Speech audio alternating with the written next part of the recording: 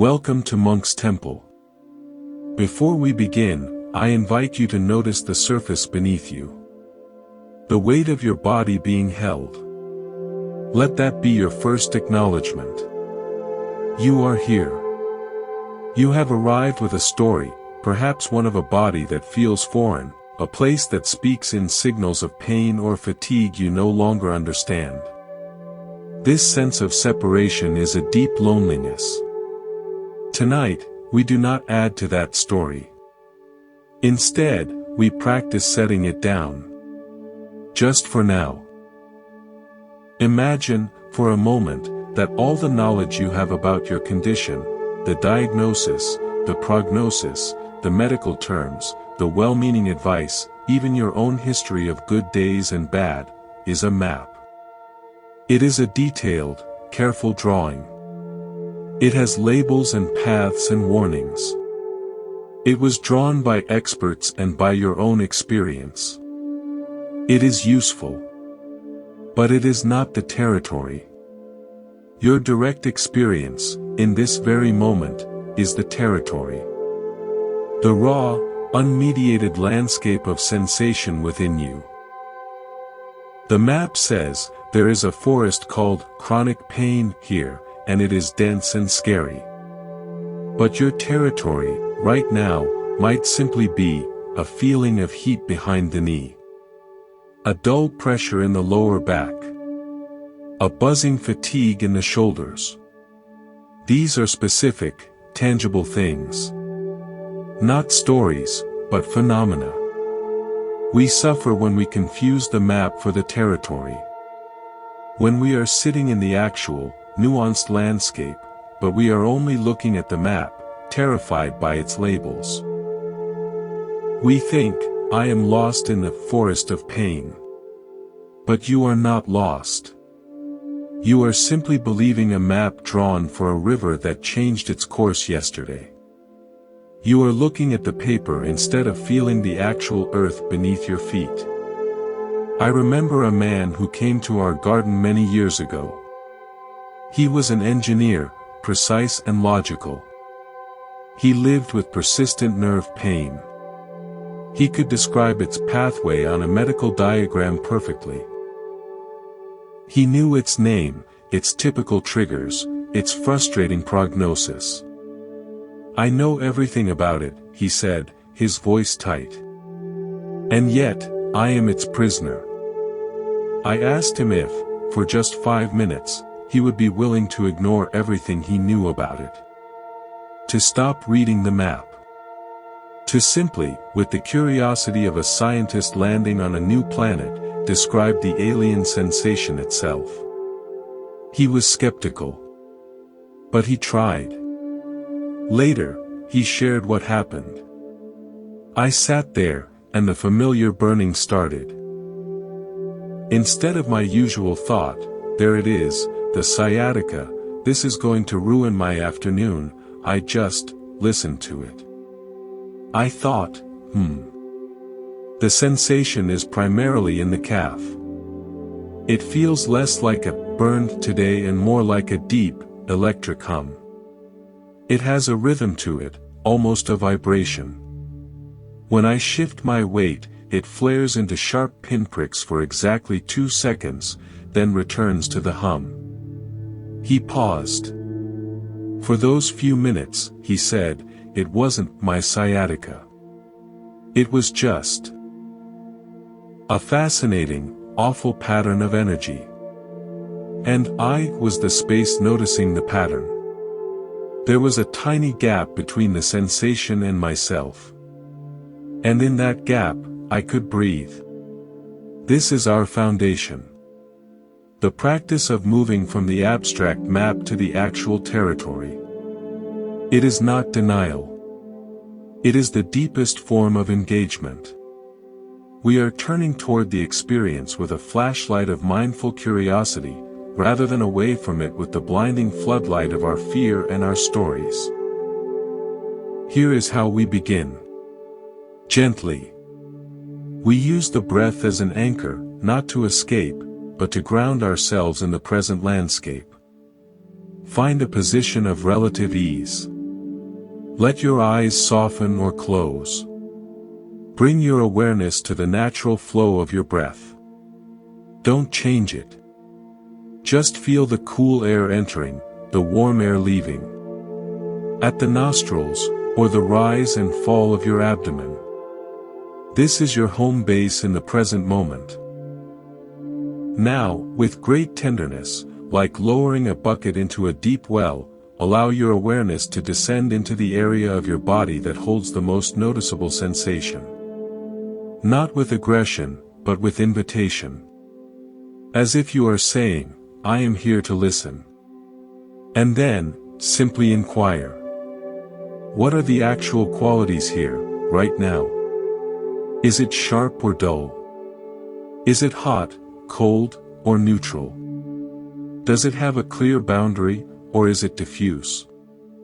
Is the intensity constant, or does it wave and wane? If it had a texture, what would it be? Sandpaper? Velvet? Jagged metal? Sponge? Do not judge the answers. Do not think, a sharp, hot pain is bad. Just note, sharp. Hot. You are collecting data about the territory. You are a compassionate explorer, mapping the immediate truth of this moment. You will notice the mind desperately wants to grab the map again.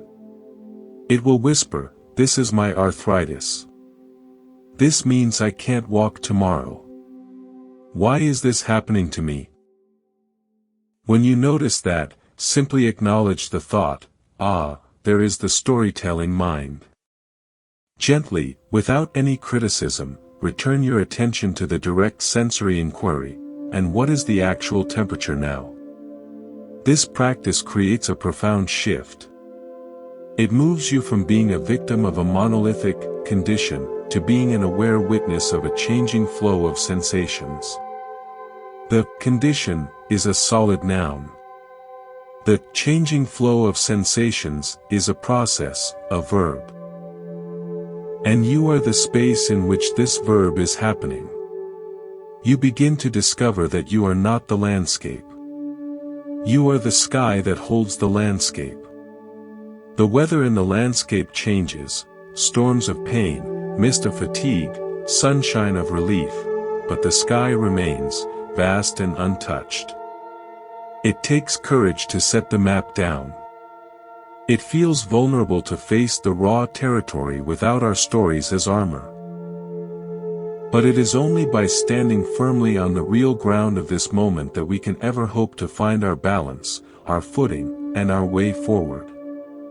If this approach of gentle, curious turning toward resonates with you, consider subscribing to Monk's Temple. It is like leaving a gentle lantern on this path, a way to find your way back to these reminders of spacious awareness whenever you feel lost in the old, frightening maps. We began by learning to set down the map and feel the actual territory of our sensations.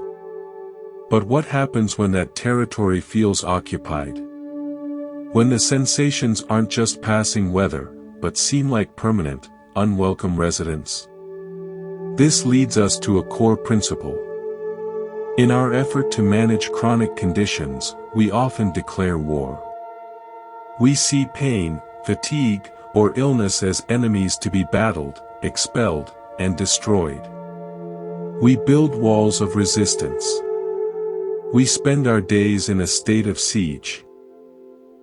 This war, however, is fought on a battlefield within our own being. The collateral damage is our peace, our energy, our very spirit. Buddhist teaching offers a radical, counterintuitive alternative. It is not surrender. It is a profound strategic shift. Imagine your body and mind not as a fortress to defend, but as a guest house. An old, spacious building with many rooms. This is a metaphor made famous by the poet Rumi, and it holds deep wisdom for us. He wrote, "This being human is a guest house. Every morning a new arrival. A joy, a depression, a meanness, some momentary awareness comes as an unexpected visitor. He speaks of emotions. But what of the visitors that don't come just for the morning? What of the ones who arrive with heavy luggage, who settle into the best rooms, who play loud, distressing music at all hours? The chronic ache, the persistent nausea, the grinding fatigue. These feel less like visitors and more like squatters who have taken over the house. Our instinct is to be a furious landlord. We board up the room. We cut off the power. We shout through the door, "You are not welcome here. Get out." We exhaust ourselves trying to evict them. But they are already inside. The struggle itself, the pounding on the door, the shouting, becomes a new source of turmoil. It drains the light from every other room. The practice is not to like these guests. It is not to serve them tea and call them friends.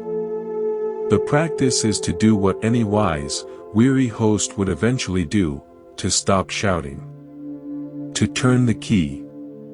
To open the door. And to simply say, with immense and reluctant honesty, "I see you are here." This act of acknowledgement is the end of the civil war. It is the moment you stop spending all your energy trying to keep a door shut against a force already in the house. That energy is suddenly freed. It can now become the awareness that holds the entire guest house, the noisy rooms and the quiet ones. Let me share a story from my own early teaching days. A woman began attending our talks. She lived with a digestive condition that caused unpredictable, intense cramps. She described her life as a constant, tense negotiation with a traitor inside her. "Every meal is a gamble," she said. "Every twinge is a threat." One evening, after she spoke of a particularly difficult week, I asked her a simple question. "When you feel the cramp beginning, what is the very first thing you do inside? In your mind?" She thought. "I panic," she said. "I think, no, not now. Please, not again. I get angry. I try to breathe it away, to push it down." "Ah," I said.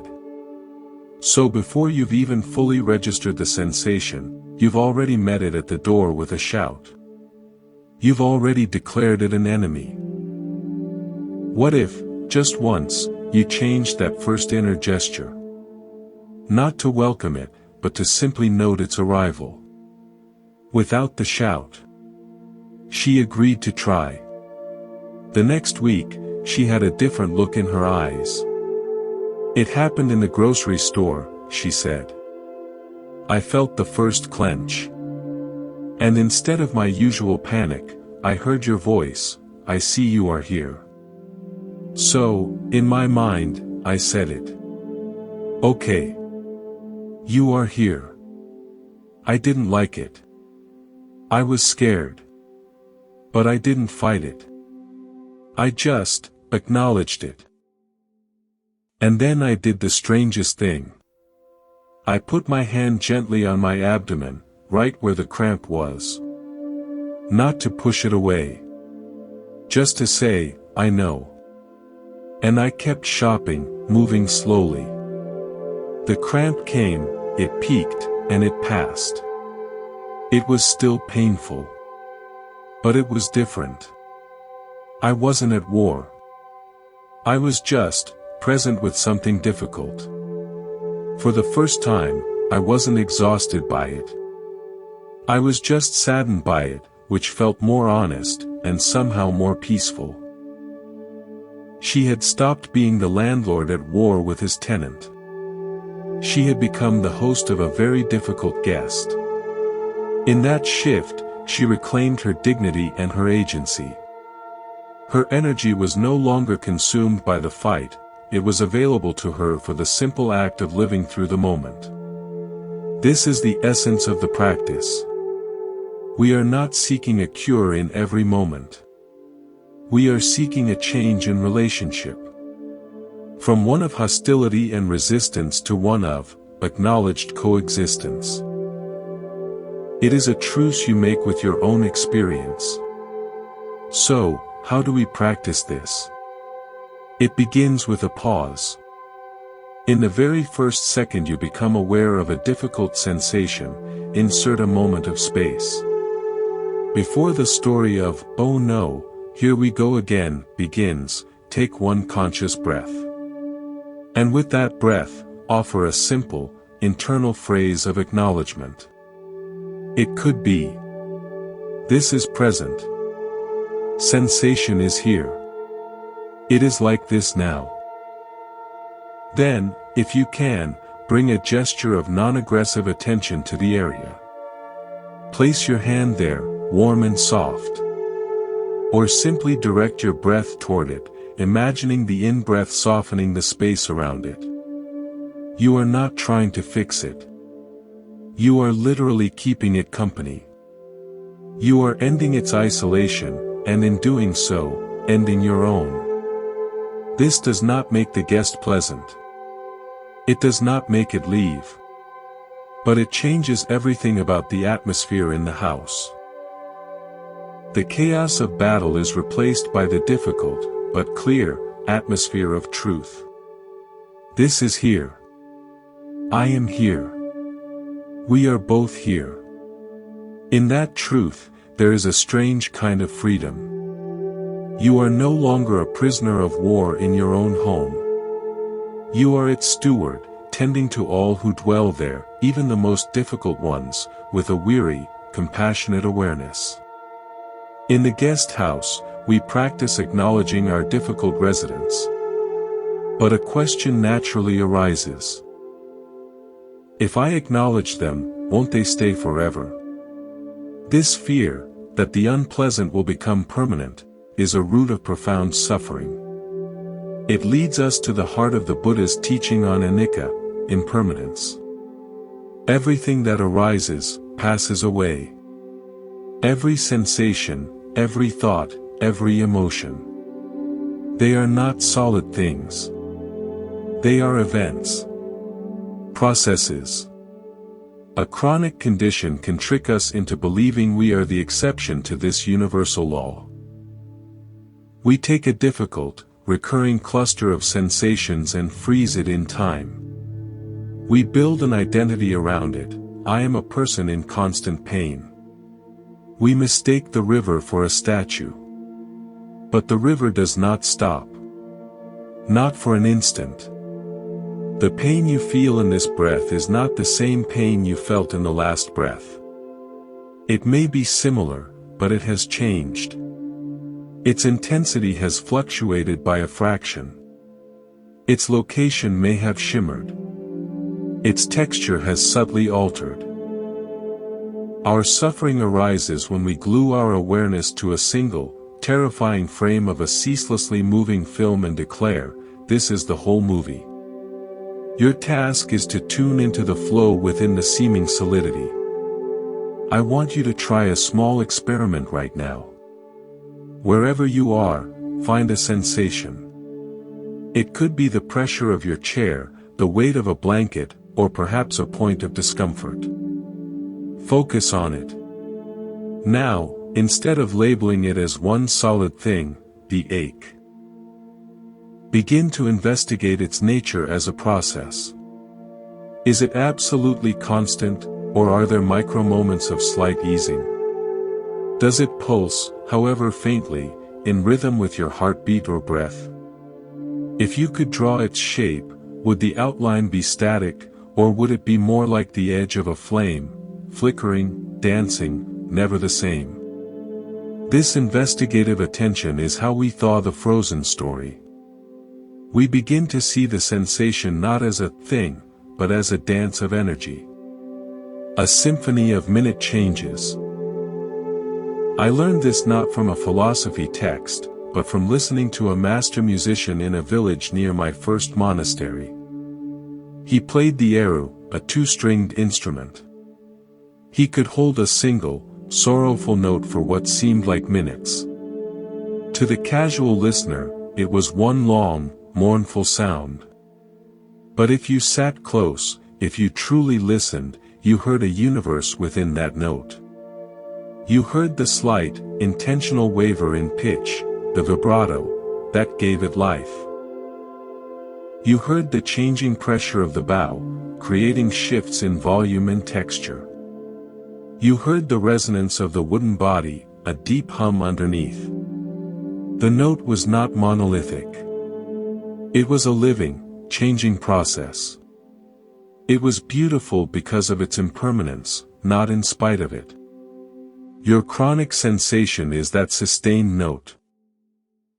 Mindfulness is the practice of moving from the casual listener, who hears only the awful sound, to the master listener, who can discern the intricate, ever-changing vibrations within it.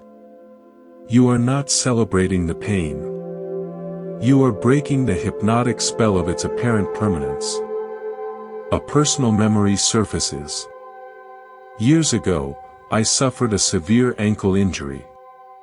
The bone healed, but a stubborn, aching stiffness remained for months. On some days, it felt like a lead weight fused to my joint. I found myself in a silent rage at this immobile, constant thing that limited my mobility. My teacher noticed my frustration. He didn't offer sympathy. He handed me a small, old hourglass, the kind with fine, white sand. For the next week, he said, whenever you feel that ache, your only meditation is to turn this over and watch the sand fall. Do not think my ache. Think the ache phenomenon. And observe it with the same detached, precise attention you give to these grains of sand. Your only notes, it is here. And it is changing. It was an infuriating assignment. At first, I just sat there, gritting my teeth, watching sand, feeling the ache. But slowly, my perception began to shift. I started to see that the ache was like the sand. It wasn't a solid lump. It was a stream of tiny sensory events. It would gather into a peak of intensity, a small pile of sand, and then subtly disperse. It would localize, then radiate, then localize again. Sometimes it was a dull throb, like the steady stream in the middle of the glass. Sometimes it was a sharp, granular spark, like a single grain catching the light.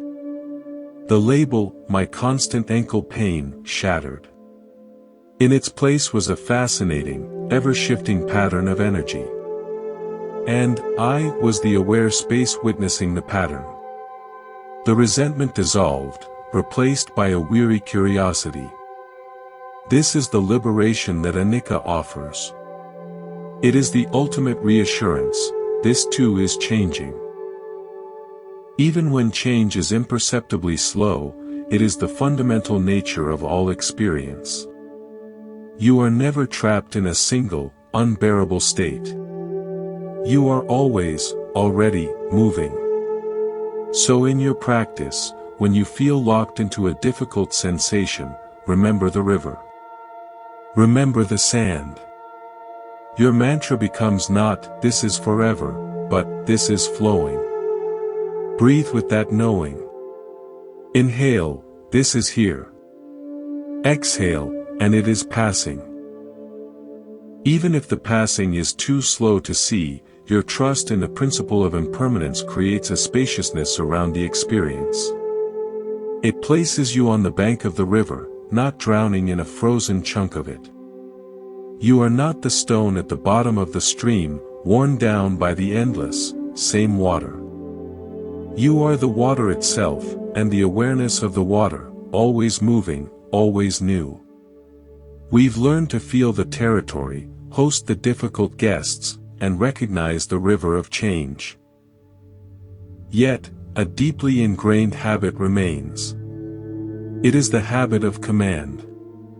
We carry an unconscious model of ourselves, as a commander in a control tower. We issue silent, constant orders to this body of ours. Heart, calm down. Leg, move without pain. Immune system, stand down. Nerves, be quiet. We believe in a central, authoritative I that should be able to dictate terms to the flesh and blood it inhabits. And when the body, in its ancient, organic wisdom, does not obey. When the heart races anyway, the leg protests, the system rebels, we feel a seismic betrayal. We rage at the mutinous troops. We interpret the symptom not as a message, but as insubordination.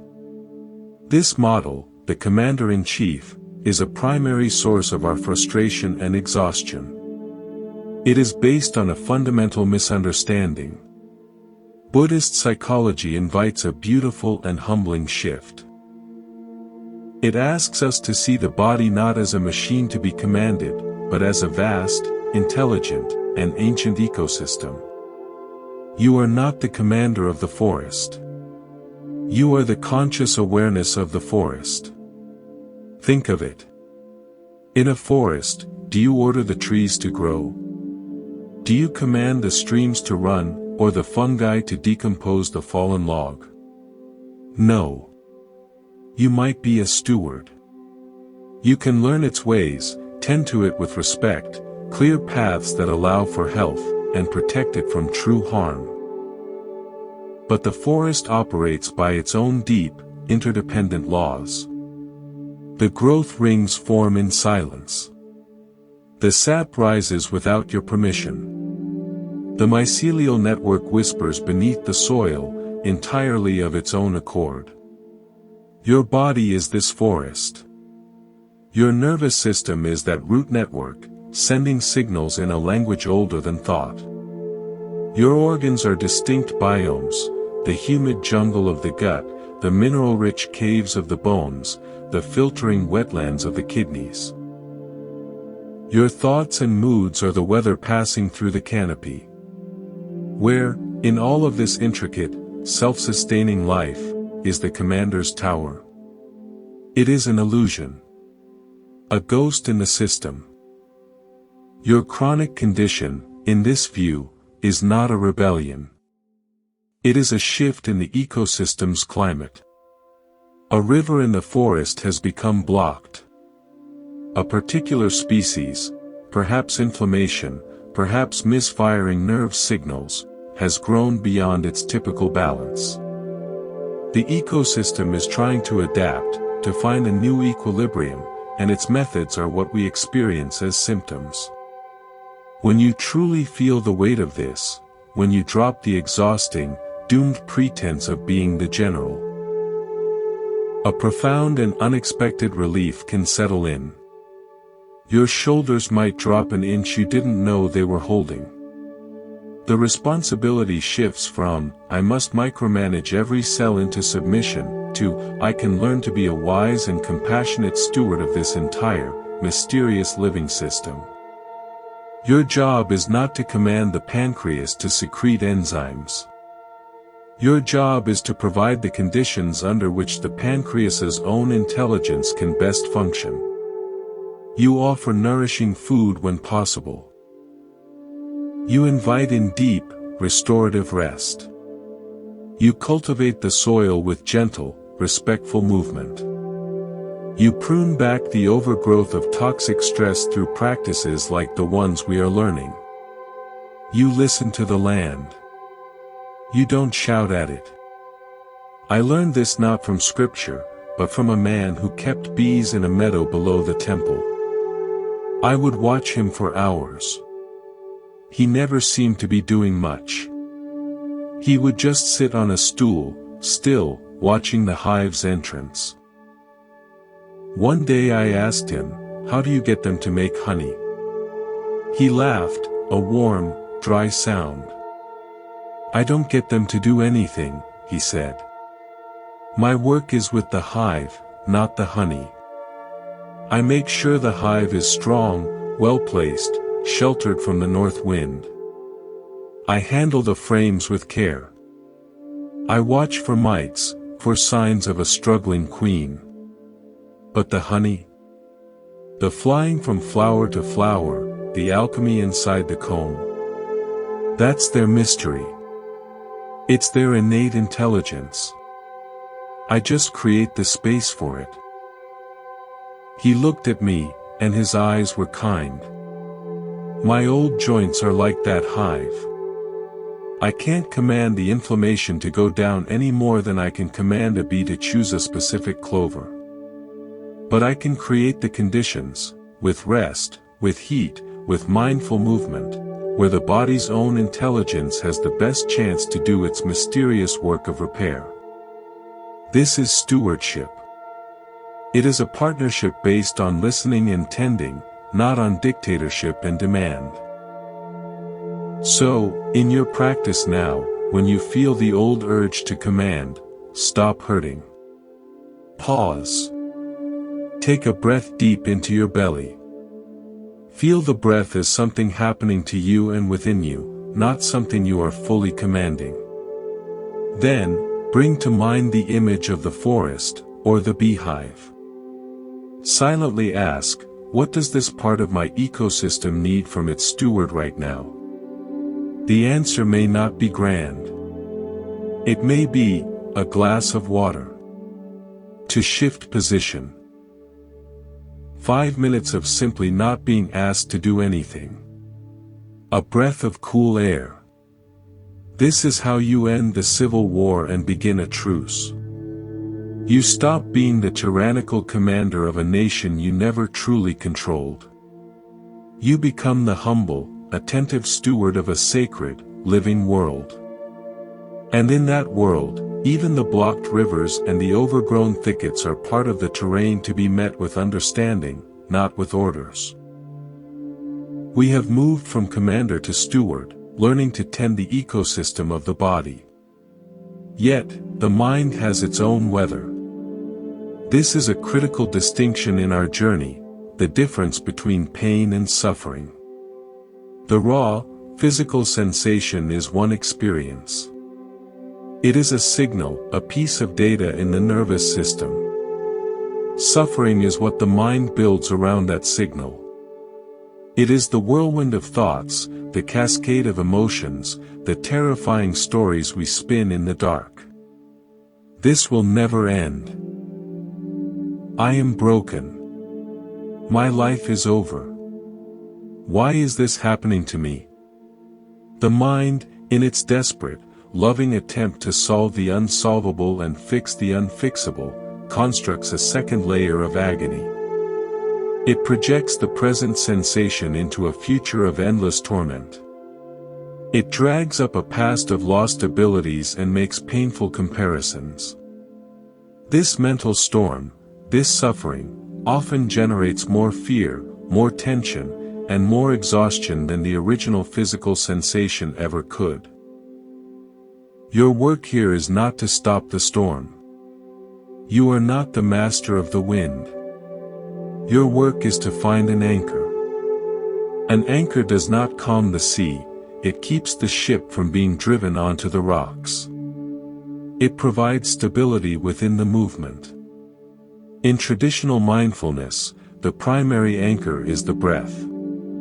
But for some, focusing on the breath can be difficult, especially if breathlessness or anxiety is part of your condition. So your anchor can be any reliable, neutral, or slightly pleasant sensation in the present moment. It is your touchstone with the reality of now, which is always more spacious and manageable than the catastrophic stories of later. Let me offer you a practical, grounding method. I call it the 5-point touchdown. When you feel the mental blizzard beginning to swirl, when the thoughts of fear and futility start to howl, pause. Gently, without force, guide your attention to these 5 points of contact with the present world. 1. The sensation of your sit bones, or your back, making contact with the surface beneath you. Feel the unwavering support of the chair, the bed, the floor. The earth is holding you. 2. The feeling of your feet on the ground, or if you're lying down, the weight of your legs resting on the mattress. This is your connection to stability. 3. The weight and texture of your clothes on your shoulders. Notice the subtle pressure, the fabric against your skin. A simple, constant fact. 4. The movement of air at the very tips of your nostrils. The coolness of the in-breath, the warmth of the out-breath. However shallow or deep, it is there. 5. The sound that is farthest away from you that you can currently hear. It might be the distant thunder, a car several streets away, the hum of a refrigerator in another room. This pulls your awareness out of the tight, internal world and into the vast, external space. You are not trying to escape the pain. You are simply widening the lens. You are shifting from a microscope focused on a single, burning pixel, to a wide-angle view of the entire, stable screen. The painful pixel is still there. But it is now held in a context of support, connection, and space.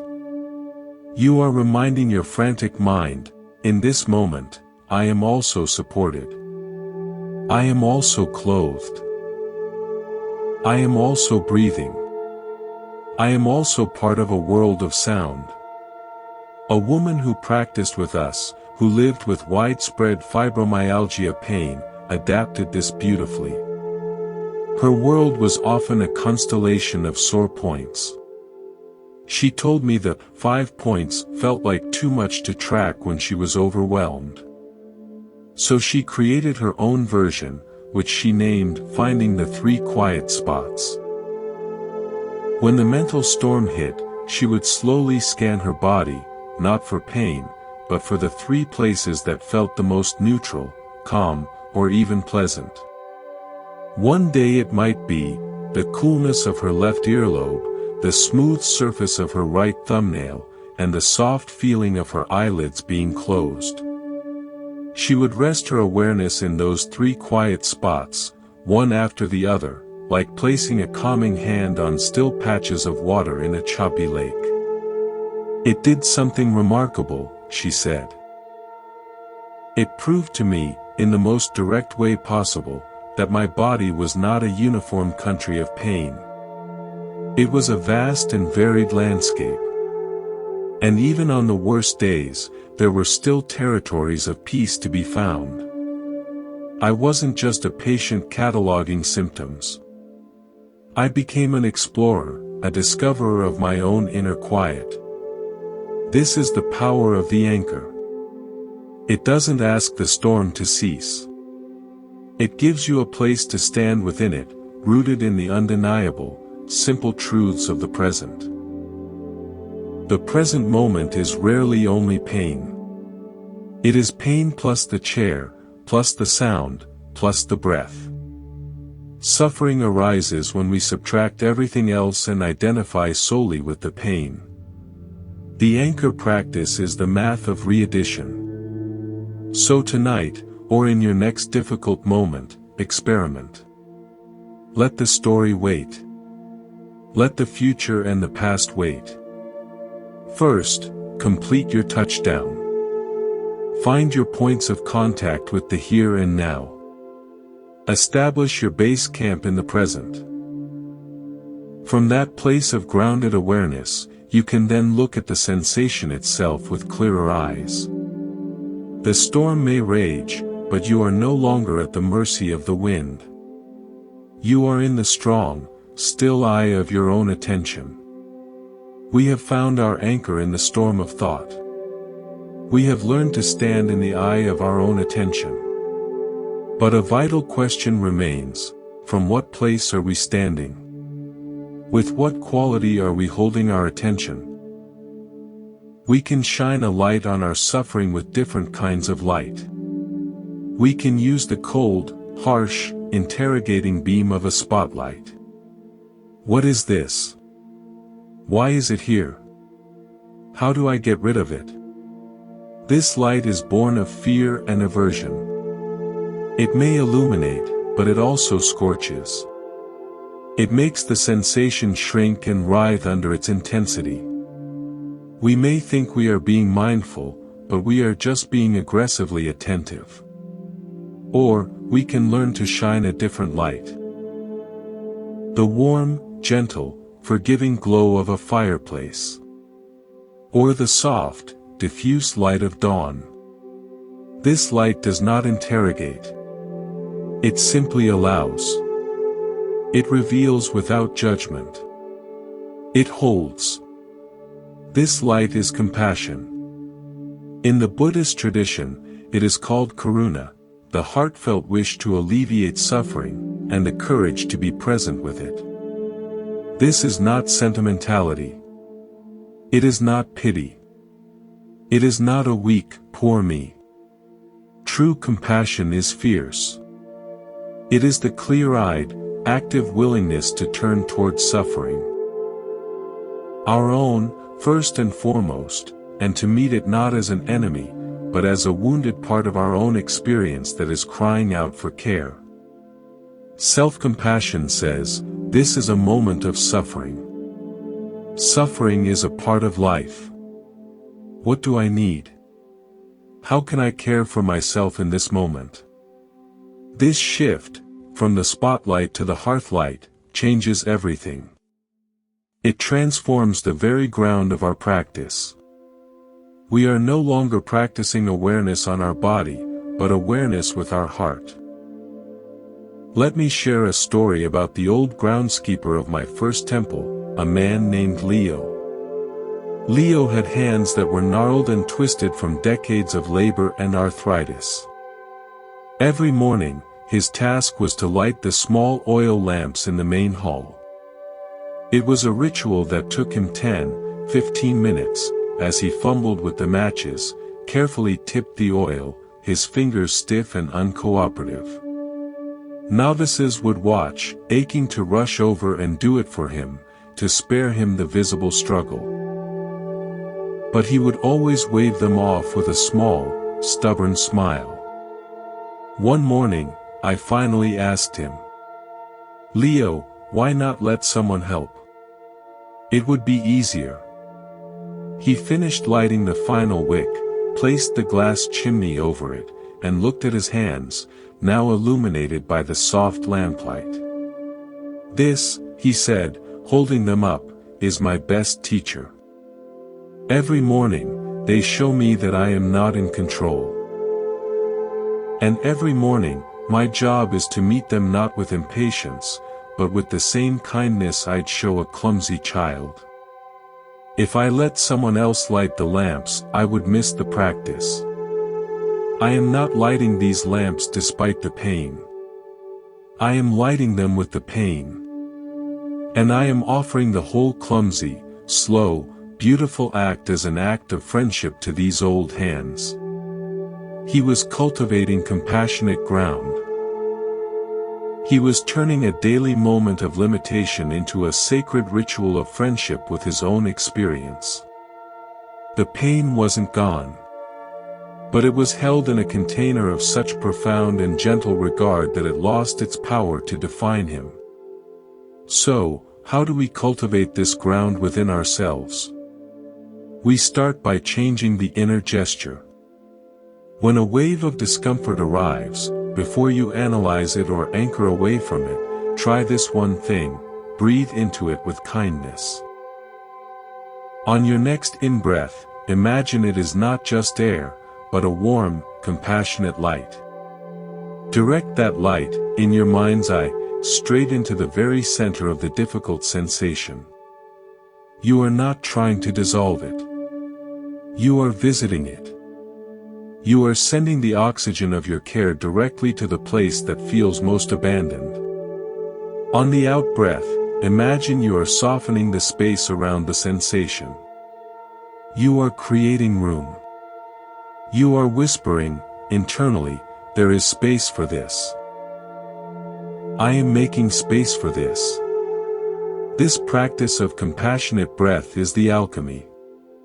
It doesn't always change the physical signal, but it changes the receiver. It changes you. You move from being a scared witness to a compassionate companion. You end the inner abandonment. Another simple practice is the hand on heart. When you feel overwhelmed, physically place your hand over your heart. Feel the warmth of your own touch. Feel the beat of your heart beneath your palm. Then, offer yourself the same words you might offer a dear friend in distress. Silently say, "This is really hard right now. May I be kind to myself. May I give myself the compassion I need." You are not being weak. You are being strategically wise. You are applying the most potent soothing balm known to human psychology, genuine care, directly to the wound of suffering. This compassionate ground is what makes all the other practices sustainable. Curiosity without compassion can become cold clinical dissection. Anchoring without compassion can feel like a harsh discipline. But when your awareness is rooted in a sincere, gentle friendship with yourself, everything changes. The practice becomes an act of healing, not just of observing. You begin to greet yourself, and all your difficult guests, not with a slammed door or a wary sigh, but with a tired, genuine nod. "Oh, it's you again. Okay. Come in. I won't pretend you're welcome, but I won't leave you out in the cold either. We'll sit by the fire together for a while. This is the final piece of homecoming. You are no longer a stranger in your own skin, meeting other strangers.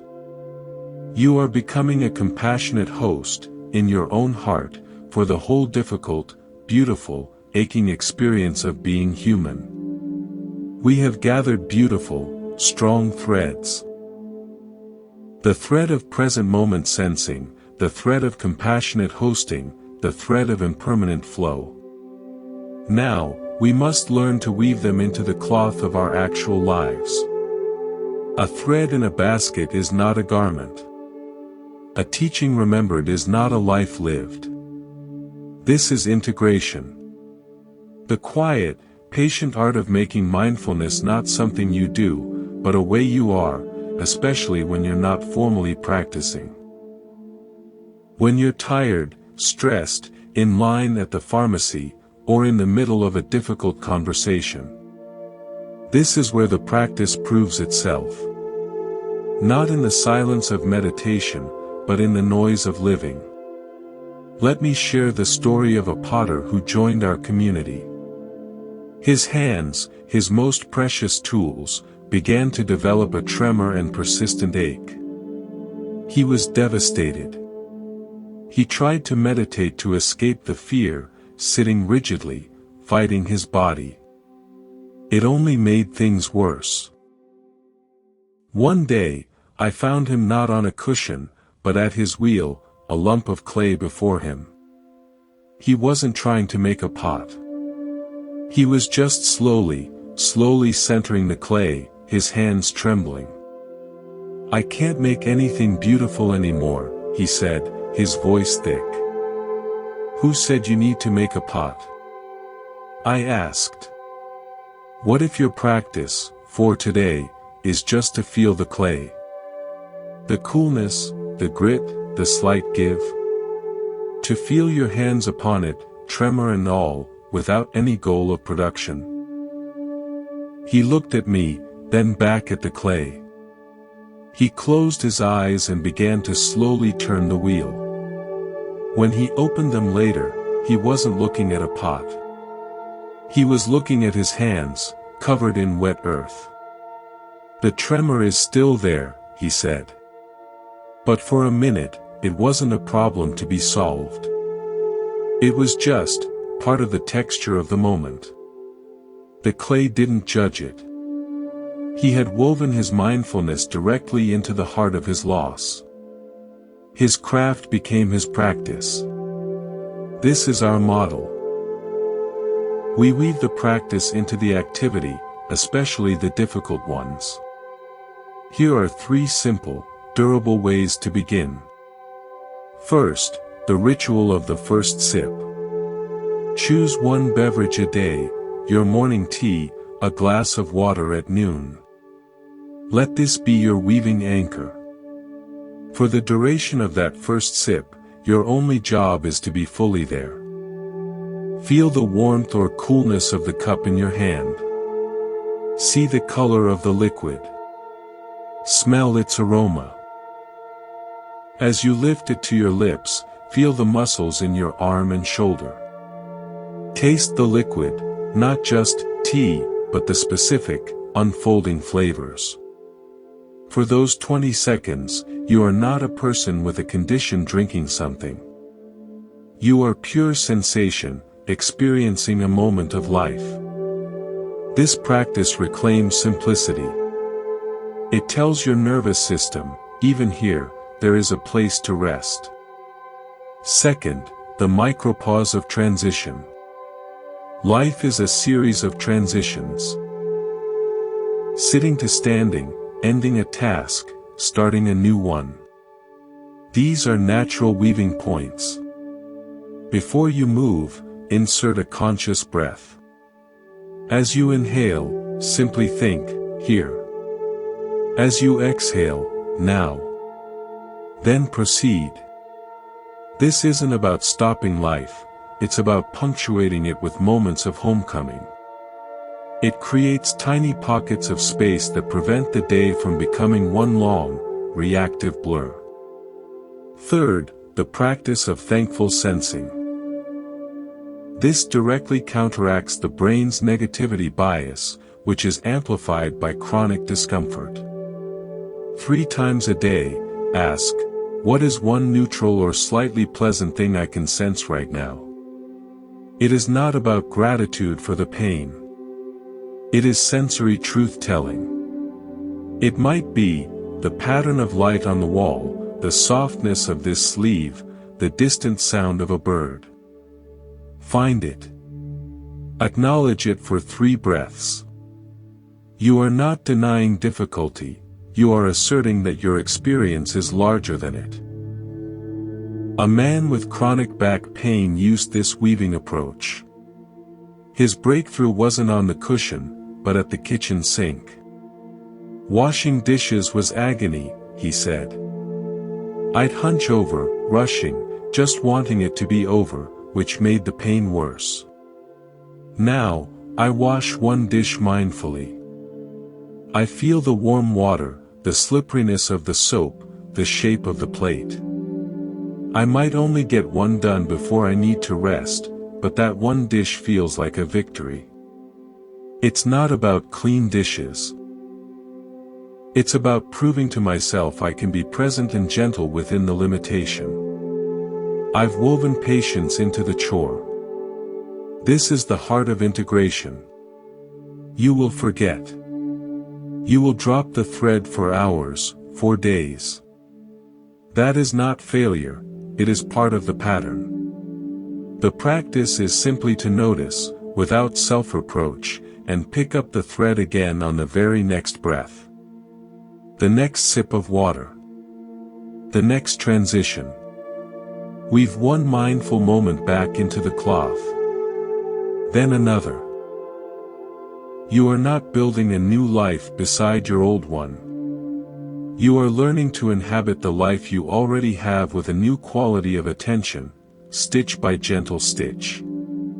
As we weave mindfulness into our days, we often bump against a final, stubborn knot. It's the question of, why? Why did this happen to me? What did I do wrong? Is it my genetics, my past, my choices, my luck? The mind, in its relentless search for control and meaning, becomes a detective in its own cold case, sifting through the ashes of the past for a single, definitive cause. This investigation, while deeply human, is often a labyrinth with no exit. It leads not to freedom, but to rooms of guilt, blame, and resentment. We carry the heavy case file everywhere. Buddhist wisdom doesn't dismiss this search, but it gently points us toward a more liberating question. Not, why did this happen, but, what now? The first question binds us to an unchangeable past. The second opens a path forward from the present moment. The practice here is unburdening. It is the conscious act of setting down the satchel of why that we have been carrying on our backs for miles. Let me offer a simple image. Imagine you are hiking a long mountain trail with a heavy, awkward pack. The pack is filled not with supplies, but with rocks. Each rock is labeled with a different why. The rock of bad genes. The stone of that old injury. The heavy mineral of stress. The journey is arduous, and you are convinced you must carry these rocks to your destination. One day, exhausted, you finally stop. You open the pack and take out a single rock. You hold it. It is just a rock. It explains nothing about the beauty or difficulty of the trail ahead. It only weighs you down. So, you place it gently on the side of the path. You do this with the next rock, and the next. You are not destroying them. You are simply acknowledging they are not tools for the journey, they are its burden. Your why stories are those rocks. The practice of unburdening is the moment you stop, open the pack, and begin, one by one, to set them down. This is not about ignoring medical history or practical cause and effect. It is about ceasing the emotional and spiritual inquisition that yields only more suffering. It is shifting from being a historian of your pain to being a steward of your present. I remember a woman who came to the temple, a former athlete sidelined by a progressive condition. She was consumed by why. She analyzed every training session, every meal, every decision of her youth. If I can just find the reason, she said, I can fix it, or at least understand the punishment. She was a ghost in her own life, haunting the past. One afternoon, we sat in the wilted autumn garden. She watched a maple leaf, brown and brittle, clinging stubbornly to a branch. A breeze finally loosened it, and it spiraled down. She said quietly, that leaf isn't asking why the branch let go. It's just falling. And the ground will receive it. Her insight was precise. The why of the letting go was irrelevant to the leaf's present experience of falling. Her task was not to analyze the branch, but to learn how to land with grace. From that day, she began to redirect the immense mental energy spent on why into the question of what now. What now meant, given this level of fatigue today, what is one small, kind thing I can do? What now meant, this pain is here. How shall I breathe with it? She stopped carrying the rocks. She began to walk the trail. To practice unburdening, try this. When you catch yourself tightening around a why story, pause. Acknowledge the thought with kindness, the searching mind is here. Feel your feet on the ground. Take one full breath into your belly. This brings you back to the territory of your body, right now. Then, ask the forward-facing question, regardless of the cause, what is needed in this moment? The answer is never in the past. It is always a present moment action, a shift in position, a drink of water, a request for help, a moment of resting awareness on the breath. You are not erasing your history. You are changing your relationship to it. You are moving it from the heavy pack on your back to the landscape you have walked through. It is part of your view, not your burden. Release the rock. Feel the lightness. That energy is now yours. For living, for breathing, for being here, now. We have journeyed far. Through territories and storms, through the work of weaving and unburdening. Now, we arrive not at a new place, but at the recognition of what has always been here. The final teaching is not an action to take, but an identity to remember. All this time, we have been exploring the weather. The storms of pain, the mist of fatigue, the changing winds of sensation. We have learned to tend to this weather with skill and compassion. But now, I invite you to notice, who is aware of the weather? Look up. On a cloudy day, you see the clouds moving, the rain falling. You know, without thought, that behind and above those clouds exists a vast, open, ever-present sky. The clouds are in the sky. They are not the sky itself. The sky does not cling to the white, fluffy clouds.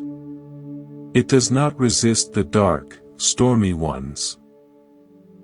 It does not become torn or damaged by lightning. The sky holds it all, with effortless, boundless space. This is not a metaphor. This is the most practical truth of your existence. Your awareness, the simple, knowing presence reading these words, hearing the silence, feeling the sensations in your body, is that sky. Everything else, the thoughts, the emotions, the chronic pain, the joyful memories, the identity of being a patient, a fighter, a weary traveler. All of it is weather passing through. It appears, it changes, it vanishes. But the sky of your awareness remains, untouched, clear, and present. Chronic suffering arises from a simple, forgivable mistake. We identify with the storm cloud and forget we are the sky.